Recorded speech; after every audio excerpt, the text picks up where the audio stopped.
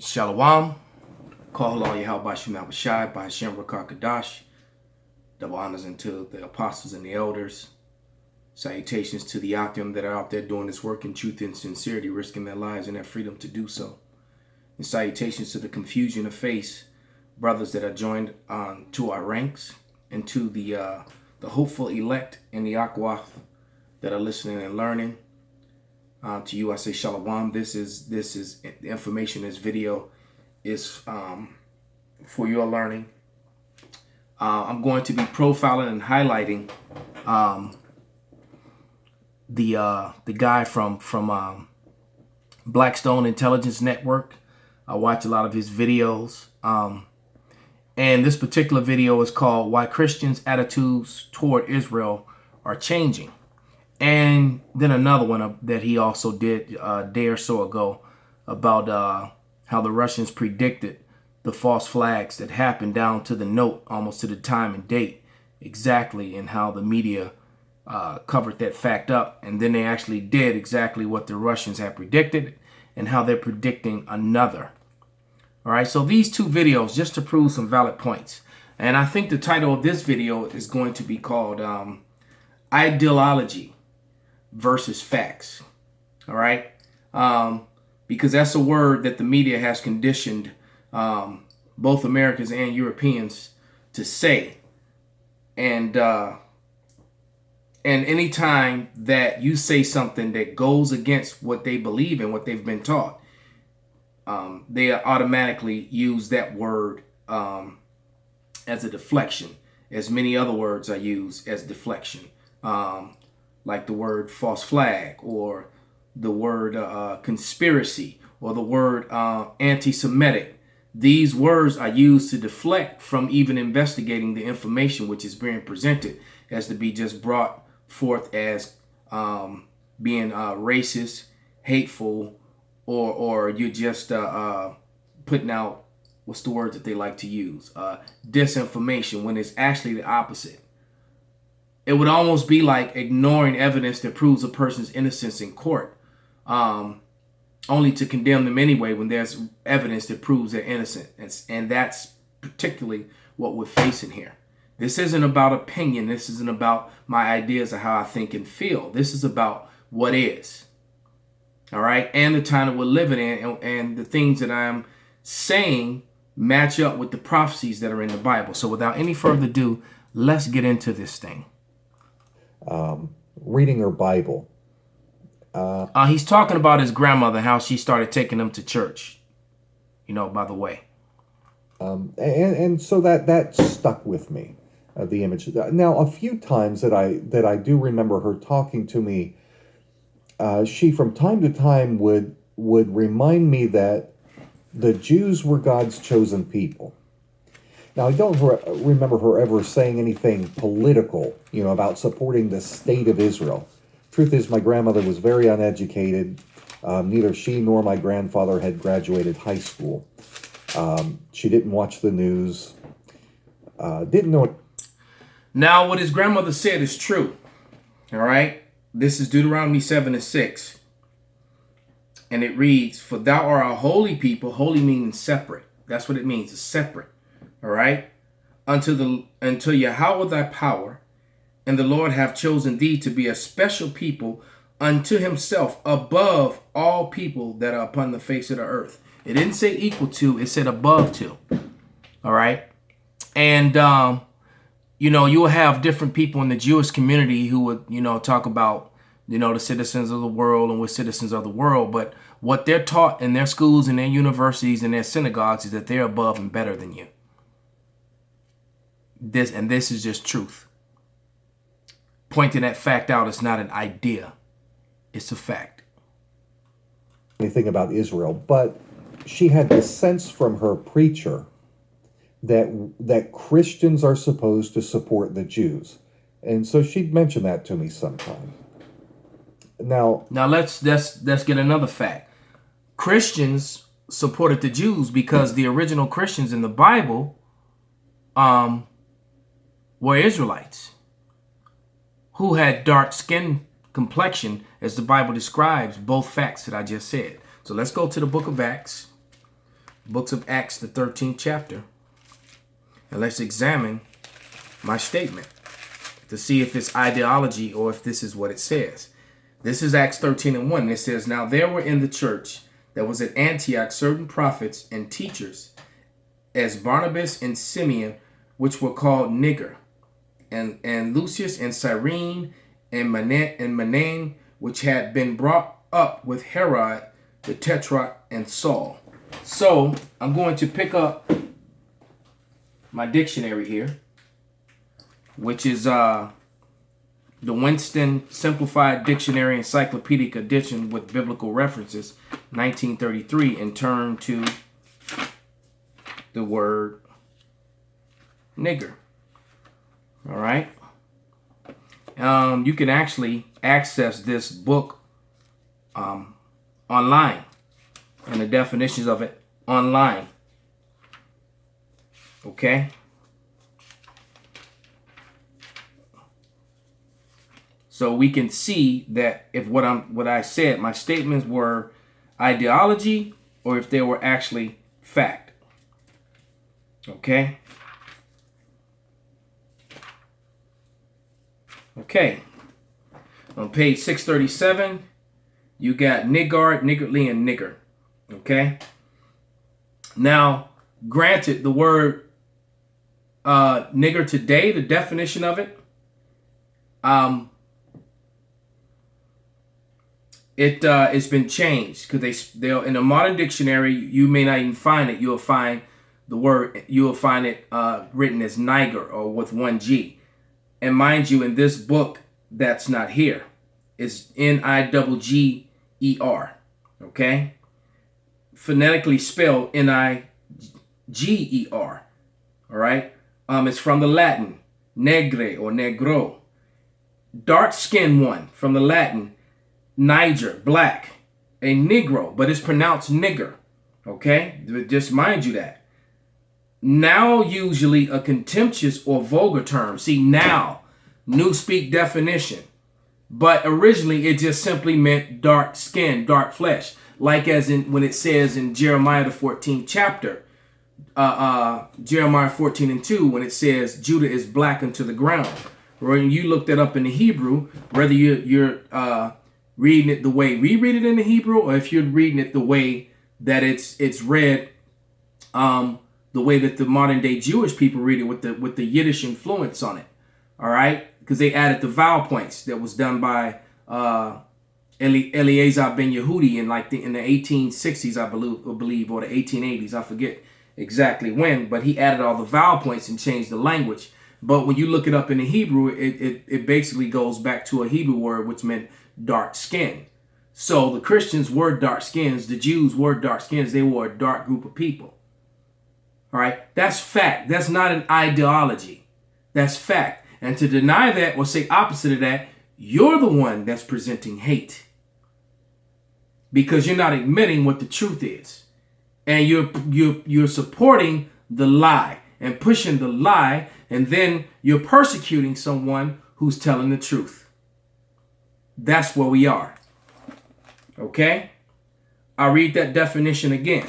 All right? It says, nigger, Nigger. All right? Phonetic spelling, and it's pronounced neg-er. All right? From French, negre, Spanish, negro, dark skin, one. Latin, Niger, black. A Negro, now usually a contemptuous or vulgar word. All right? Prevailing among or the characteristics of American Negroes. Notice it didn't say that about Africans, because Africans are a different dark race. They're Hamitic. Okay? So let's go up to about the 8-minute mark in this video and let it play.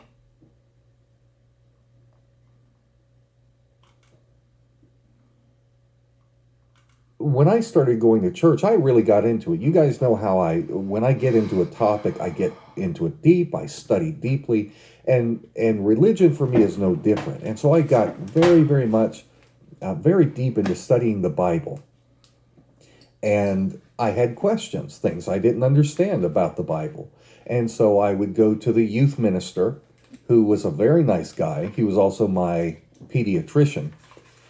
He was nice, but he couldn't often answer the questions, and he would direct me to the head pastor of this church, who was not a nice guy.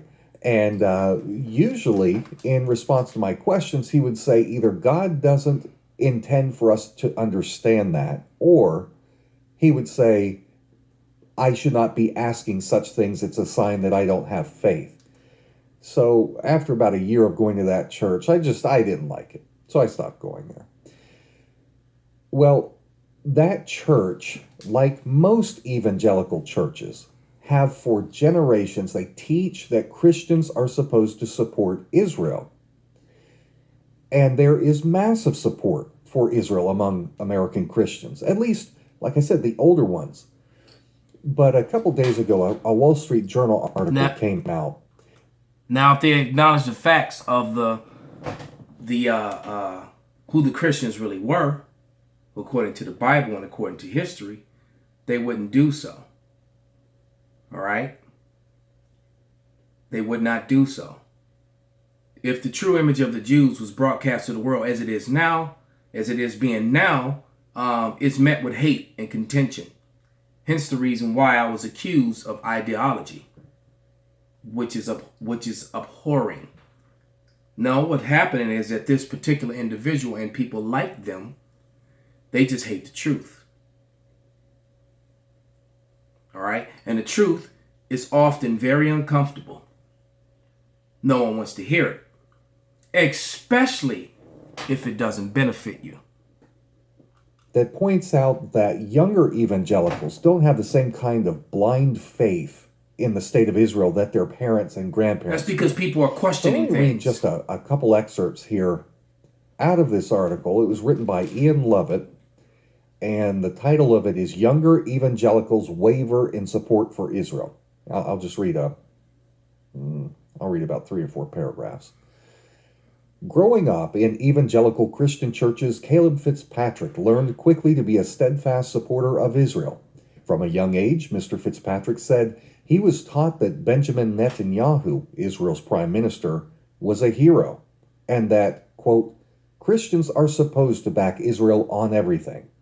But the Tampa, Florida native who just finished his junior year at Liberty University, an evangelical school, has become critical of Israel for what he says is its mistreatment of Palestinians. Quote, human rights is a core issue to me, Mr. Fitzpatrick, 21 years old, said. A generational divide is opening up among evangelical Christians in the United States over an issue that had long been an article of faith. A house divided cannot stand. The state of Israel. Older evangelicals have long played a powerful role in pushing the United States to support the Israeli government. Just last month, 2 evangelical pastors, one of them was Hagee, spoke at the opening of the new U.S. Embassy in Jerusalem, a sign of the role evangelicals played in pushing President Donald Trump to make the move. And Hagee is a demon. Millennial evangelicals, however, are less supportive of Israel and of the United States' involvement in the conflict with the Palestinians. Only 58% of evangelicals, ages 18 to 34, hold positive views of Israel, compared with 76% of evangelicals over 65. Though the drop is modest, a majority still view Israel positively. It has caught the eye of Christian megachurch pastors, private groups in the United States, and the Israeli government, all of which have begun. Mainly that's because of the awakening of the Israelites as prophesied, the valley of the dry bones. The Negroes, Latinos, and Native Americans waking up to their true nationality, matching the prophecies that were written in the Bible, and the people in the land of Israel and the people scattered around the earth that live around the earth, I wouldn't say scattered, that traveled on their own accord to different parts of the world, they don't fit the prophecies, neither aesthetically, physically, nor spiritually, nor their history. The things that happened to the nation of Israel, the current occupants of the land, do not fit the prophecies. That's fact. That's not hate. The Holocaust does not make you fit the prophecies. It just doesn't. That's fact, not hate. Working to win over young evangelicals. And then it goes on to talk about this, about how there is concern from Israel, and how they are actively lobbying evangelical groups around not just America, but in South America and elsewhere, where they think they can ratchet up support for Israel. And there's a massive awakening of Israelite culture in South America. They're waking up to the fact that they have Israelite roots. Yeah. So there was a poll done that showed how Israeli support among these younger generations is slipping. The article says Johnny Moore, a member of Mr. Trump's unofficial evangelical advisory group, said that while it would be a mistake to think that younger evangelicals are like older ones, they will be friends of Israel. You gonna Still, force the Israeli them. government is already grappling with the shift. The depth of the crisis hit us 3 years ago, Uri Steinberg, the Israeli tourism commissioner for North America, said, referring to young evangelicals. Quote, "We realized we had to act now if we want to continue this bond with the faith-based community in the United States."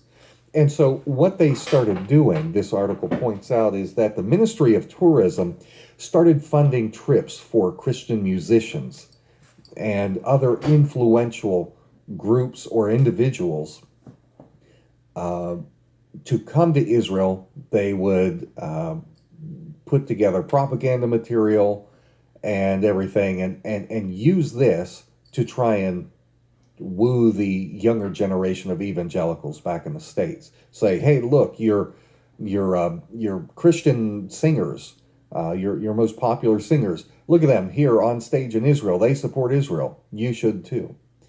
And they also started bringing in a lot of students, college students. They would bring them over for a 10-day trip in Israel for only $600 a student, which is that's a great price. But what they would do is they would bring them over, and as part of this trip, they would actually have them meet with Israeli soldiers and talk with them to try and get the students to go back home with a good opinion of the Israeli Defense Forces.